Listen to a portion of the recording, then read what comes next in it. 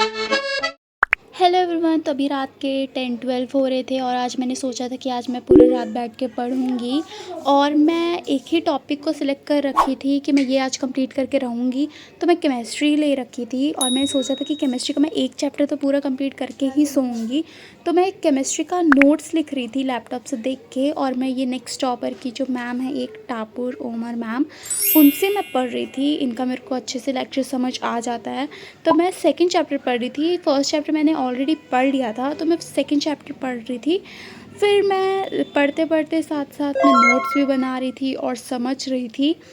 तो मैंने यही सोचा था कि मैं रात को पूरा पढ़ूंगी बस केमिस्ट्री। और मैंने इतना पढ़ रखा था ऑलरेडी, और मैं आगे का पढ़ रही थी, नोट्स भी बना रही थी। मैं पहले सुन रही थी कि मैम क्या बोल रही हैं, और जो समझ रही थी वो मैं उसको लिख भी रही थी, कॉपी में नोट्स बना रही थी।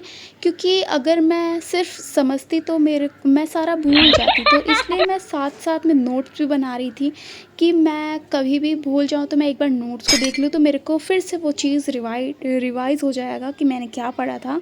तो मैं पढ़ रही थी। तो मैं ऐसे ही कर रही थी। मैं पहले थोड़ा लेक्चर देख रही थी, फिर नोट्स लिख रही थी। चैप्टर 2 स्ट्रक्चर ऑफ एटम्स में कुछ कुछ टॉपिक्स जो हैं वो नाइन्थ के ही कॉन्सेप्ट बेस्ड हैं, जैसे डाल्टन्स थ्योरी, रदरफोर्ड मॉडल। ये सारा हम लोगों ने नाइन्थ क्लास में पढ़ा हुआ था।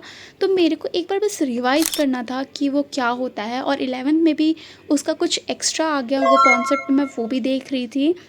आप देख सकते हो कि मैं नोट्स भी बना रही थी। मैं अपने राइटिंग को पूरा इग्नोर कर रही थी, क्योंकि अगर मैं राइटिंग बनाने लग जाती तो मेरा पूरा टाइम ही चला जाता नोट्स लिखने में, और मेरा पूरा लेक्चर कंप्लीट नहीं हो पाता। तो मैं कैसे भी राइटिंग में लिख रही थी। रात का टाइम था, बहुत शांति थी चारों तरफ, तो मैं अच्छे से समझ के अच्छे से लिख रही थी। और जो भी मेरे को टॉपिक में डाउट हो रहा था, मैं वो फिर से रिवाइंड करके उसको फिर से देख रही थी और उसको अच्छे से समझ रही थी। देन मैं लिखते लिखते थोड़ा थक गई थी, तो मैंने ब्रेक ले लिया और मैं पानी पीने लग गई। उसके बाद मैं फिर अपना स्टार्ट कर दी थी लिखना, और मेरा ऑलमोस्ट ख़त्म ही हो चुका था, थोड़ा सा बचा था। तो मैंने ये भी कंप्लीट कर लिया और साथ में अपना नोट्स भी पूरा कंप्लीट कर लिया। और आई थिंक टाइम ऑलमोस्ट 11:30 हो चुका था। तो मैंने सोचा कि अब मैं सारा वाइंड अप कर देती हूँ और मैं रख देती हूँ, आज के लिए इतना ही काफ़ी है।